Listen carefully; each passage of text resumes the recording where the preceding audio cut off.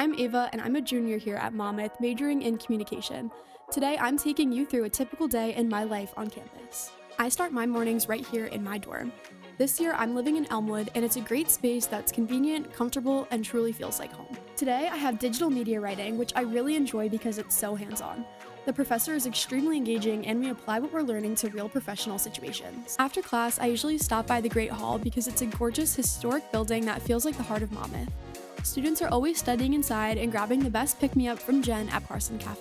Outside of academics, I'm involved in a few student organizations, Hawk TV and The Outlook. I'm a features editor this year for The Outlook, our student-run newspaper.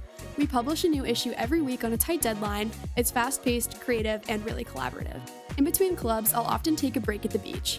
Being just 5 minutes away makes it easy to relax, grab a snack, and reset before heading back to campus. Later, I head to Hawk TV, our student-run TV station, where we gain real-world experience through different roles.